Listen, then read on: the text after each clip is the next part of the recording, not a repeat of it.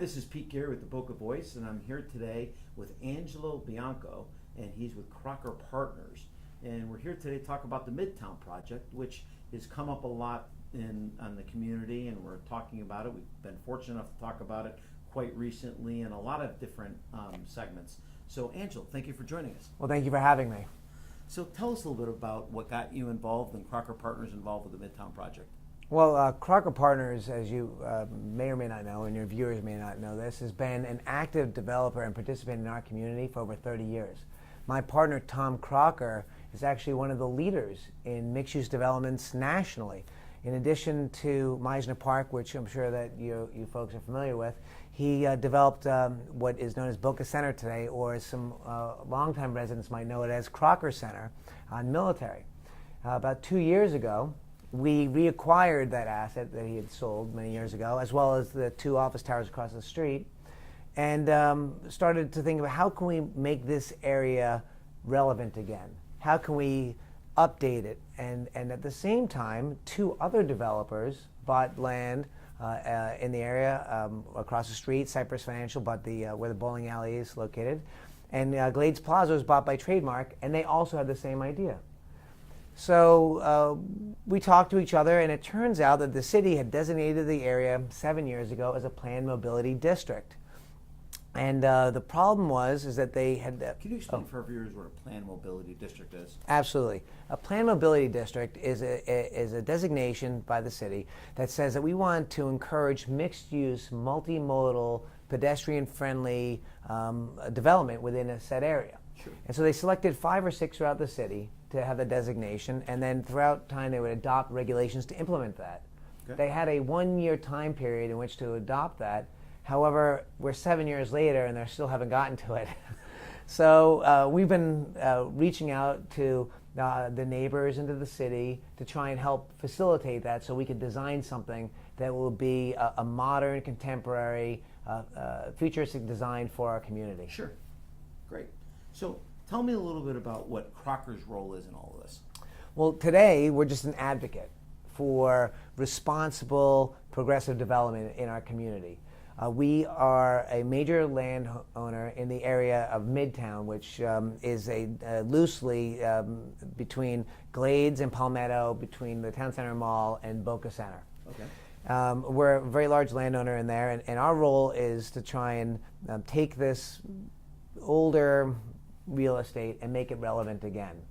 And because of that, we've kind of collaborated with our neighbors here to create a unified approach. And so we're integrating all of our developments together, involving, it'll include a trolley loop that'll connect all the properties together. We're donating land to the Tri-Rail to have a station at the center. We're going to be adding multifamily, either rentals or condominiums into the area to create a real live, work, and play environment. So you talk about live, work, play. Mm-hmm. Tell me the impact.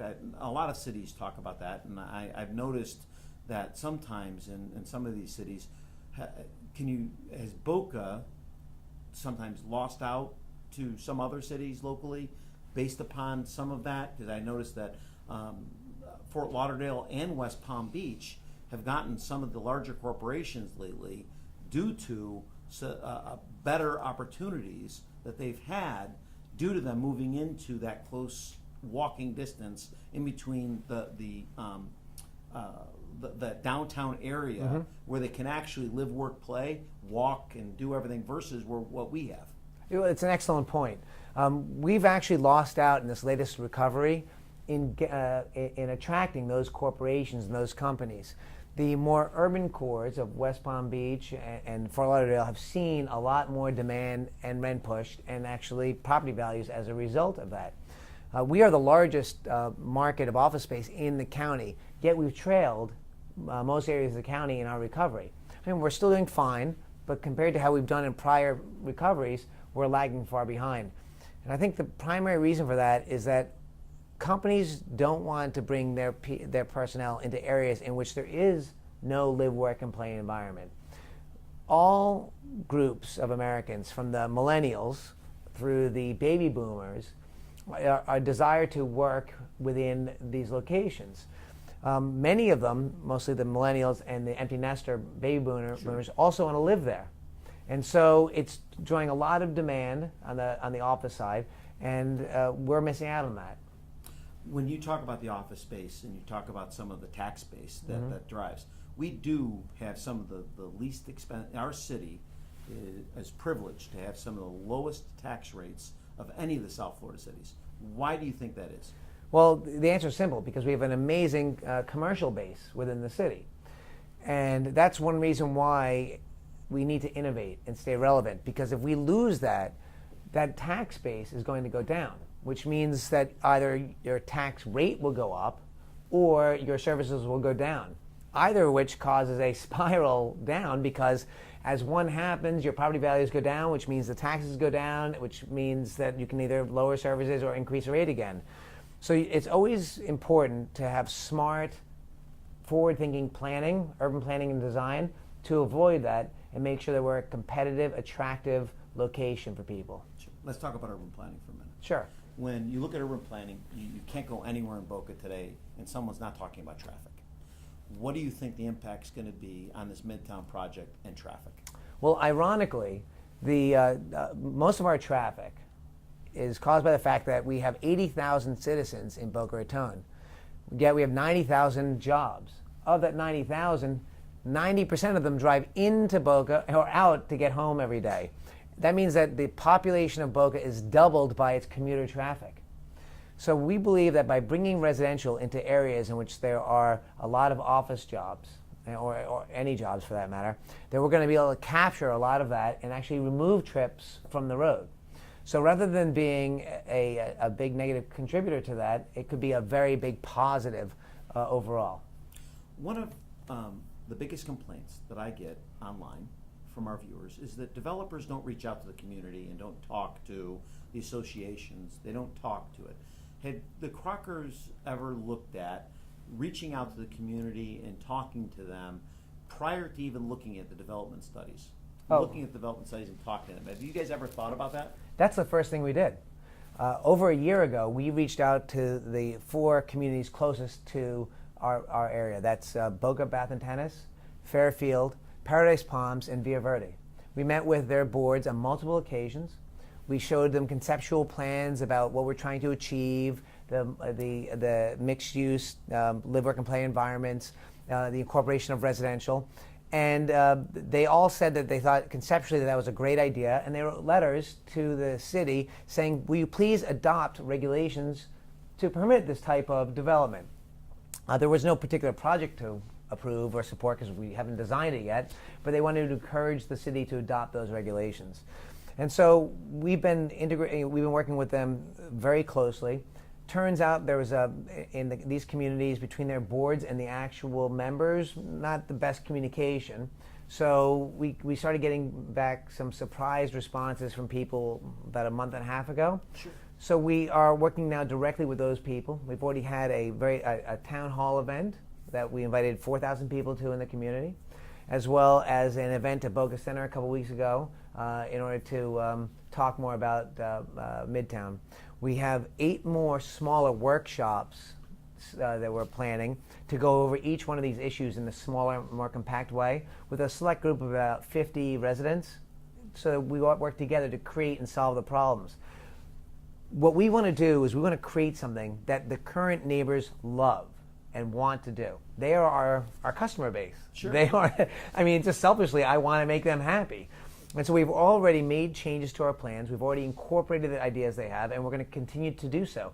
And I ask each one of them, if you have a fear about what we're going to do, let's address that. If you can point to another project that embodies traits that you're concerned about and you don't want us to replicate, tell us so we can find out how to avoid that. We want the same things you want, and that is a smart, enjoyable, forward-thinking development that's going to be great for your lifestyle, and is also going to have a huge impact on your property values. Without the brain damage of all of the, of getting all of the complaints. Listen, complaints are natural. Sure. And they're warranted. I mean, these are big changes, and everyone should be, if you're a good citizen, civically minded. These are things that you want to make sure that that your area is developed in a smart, sustainable way, and that's what we're trying to do. Sure, I appreciate that. Now, you brought up earlier Tri-Rail. Tell us how you're connected to the Tri-Rail. Well, it just happened to be that we bought a piece of land next to the railroad, and that's the old Crocker Center, Boca Center. And the Tri-Rail folks have been wanting to put an additional station in Boca Raton for quite some time. And the reason is that the busiest station in the county is Yamato. Sure. And we actually already fund a shuttle bus that goes from Boca Center to the Yamato station back and forth, because we have about 8,500 jobs in the immediate area around there. And so they wanted to put a station there. I would love to have a station there. I think it's great. It's a good asset for our community. And so we worked with them. We're still in discussions.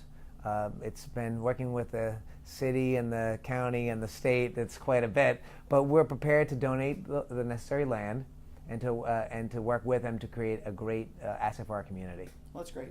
Well, what else would you like the residents to know about Crocker and Crocker Partners in regards to not just about your company, but about this project? Well, I think one thing that's important to realize is we have been reaching out to the community, and we're going to continue to do so. And it's about dialogue and communication, and we're trying to create more and more ways for that to happen. And we're not going to be able to make everyone pleased. That's impossible. But I want to make it clear that we're trying to do the best we can with that and work with people. My partners and I live in this community.